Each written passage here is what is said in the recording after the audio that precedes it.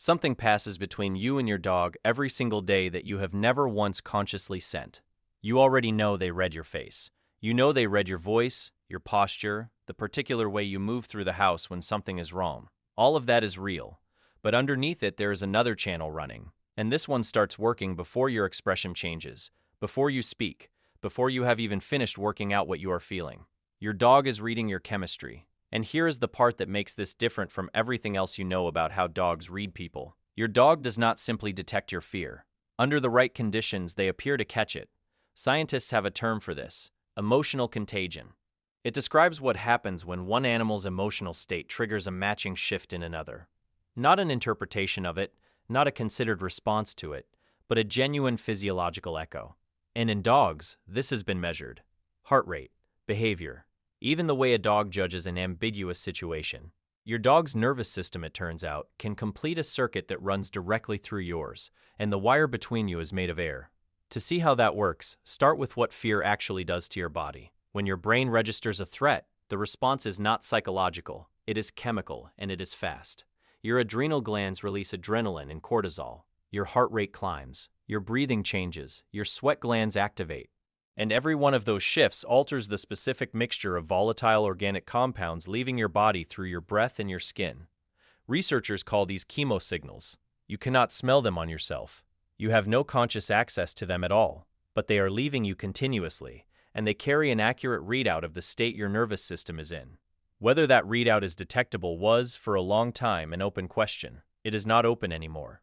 In 2022, Clara Wilson and colleagues at Queen's University Belfast ran a study designed to answer it cleanly. Human volunteers gave a breath and sweat sample while relaxed. Then they were put through a stressful mental arithmetic task, and the researchers confirmed with physiological measurements that the stress response had actually occurred, and a second sample was taken. Then dogs were asked to tell the two apart, in a double-blind setup where nobody in the room knew which sample was which. Across 720 trials, the dogs identified the stress sample 93.75% of the time. The weakest performer managed 90%. The best, close to 97%. Now, I want to be precise about what that number means, because this is where a lot of coverage of this study goes wrong. Those were 4 dogs, and they were specially trained scent detection dogs, working a formal discrimination task for a reward. This is not a measurement of what your dog does on the sofa. What the study establishes is something more fundamental, and honestly more important. The signal is real. Acute psychological stress genuinely changes the odor of a human being, and that change is large enough and consistent enough for a dog's nose to find it. The information is in the air. The only remaining question was whether an ordinary dog, with no training and no reward on offer, does anything with it. That question was answered by a study in Italy, and the design of it is the reason this topic is worth 8 minutes of your time. A team led by Biagio Daniello collected sweat from human volunteers while they watched films. One set of samples taken during a frightening film, another during a joyful one, and a third condition with no sweat at all as a control. Then Labradors and Golden Retrievers were brought into a room with 3 things in it: their owner, a stranger they had never met, and a dispenser releasing one of those odors. The dogs could move freely. Nobody performed anything. The owners were not acting frightened. There was no facial expression to read, no tone of voice to interpret, no body language to decode. There was only what was in the air, and the dogs behaved completely differently depending on which sample was in the room.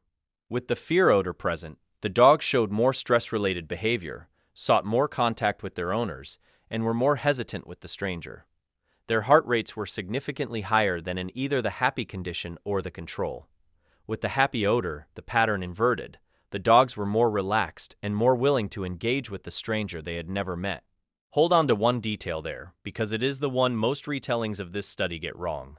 That sweat did not come from the owners. It came from donor volunteers who had nothing to do with the experiment. People these dogs had never met, never lived with, never had a single moment of history with. The dogs were not recognizing the fear of someone they loved.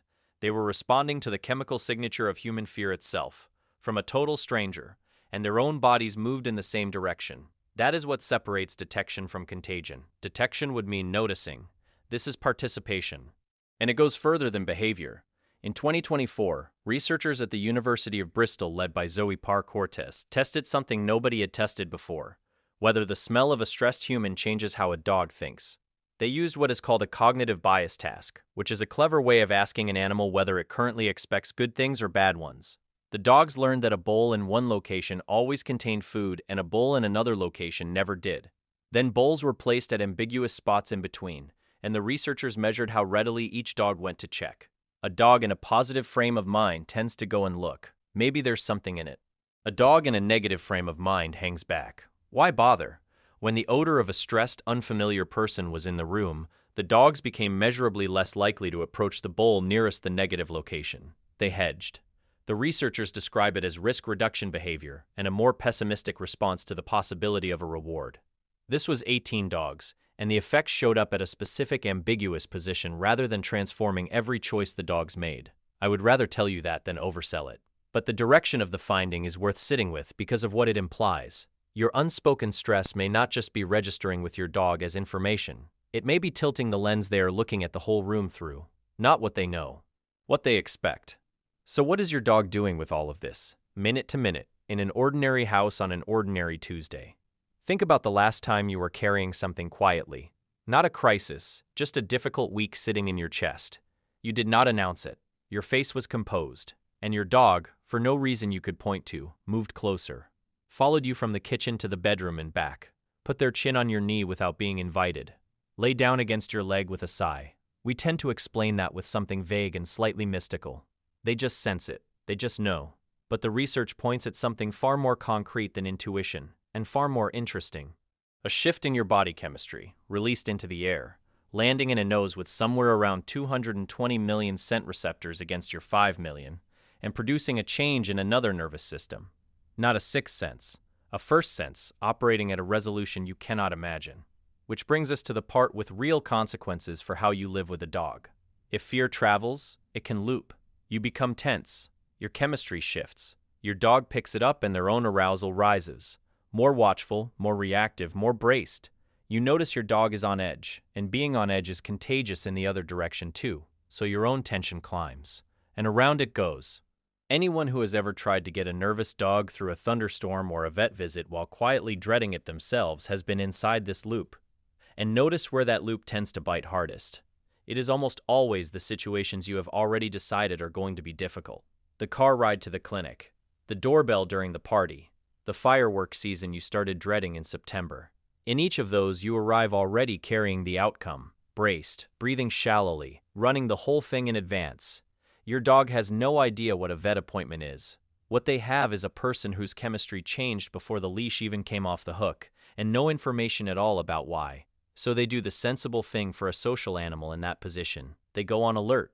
And then the visit goes badly, which confirms it for both of you. And the next one starts a little earlier and a little higher. Now, I want to be careful here, because this is exactly where dog advice tends to slide into blaming the owner. The loop is not a moral failing, and it is not something you are doing to your dog. It is two social mammals with linked nervous systems doing precisely what evolution built them to do. Anxiety is not a character flaw you are infecting your dog with. But if the loop runs in one direction, there is good reason to think it runs in the other. Remember the happy odor condition in the Italian study? Those dogs were calmer and more sociable, and nobody had to perform calm at them. It came through the same channel. Your regulated breathing changes the volatile compounds in your breath. Reduced muscle tension changes what your skin releases. So the old advice to stay calm around an anxious dog turns out not to be purely psychological. Some of it is chemistry. Your calm is not only a performance for your dog's benefit, part of it is a substance that travels. There is also a question I get asked a lot, and the honest answer is that we do not fully know. Why are some dogs so much more affected by this than others? Breed, early experience, temperament, and the depth of the bond have all been proposed. It is tempting to conclude that the most attuned dog is the most deeply attached one, and it is a genuinely attractive idea. But I would call that a reasonable hypothesis rather than an established finding. The research is not there yet. What we can say with more confidence is where this is already being put to work. Dogs are trained to alert handlers with PTSD and panic disorders, and for years the assumption was that they were reading visual cues.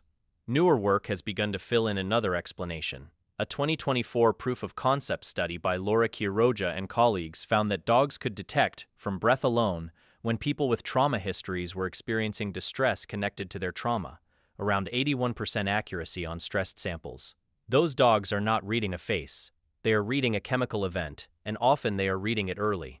Which is the thing I keep coming back to. Your dog is not making an educated guess about your fear from the outside. They are not interpreting your posture and inferring a mood. They are detecting the actual molecular products of your fear response, the physical evidence of what is happening inside your body, and something in them moves in response. That is a stranger and more intimate kind of closeness than the one we usually imagine. We picture the bond with a dog as something built out of shared moments, walks, meals, years of routine. Those matter enormously. But this particular channel does not run through any of that. It does not require history or training or even affection. Those Italian dogs responded to the fear of someone they had never met. It runs on biology older than any relationship either of you has ever had. And it means that on the days you tell everyone you're fine, there is someone in the house who has already been told otherwise. Not because they are watching your face closely, though they are. Because you have been broadcasting the truth into the air all along, in a language you cannot hear and cannot lie in, and your dog has been breathing it in the whole time. Every video on this channel starts with a question most dog owners stop just short of asking. Not the comfortable version, the real one, and then goes looking, through the behavioral science, through the research that takes years to surface, through the kind of careful attention that changes how you see an animal you were sure you already understood completely. Because that is what we do here. Every single time.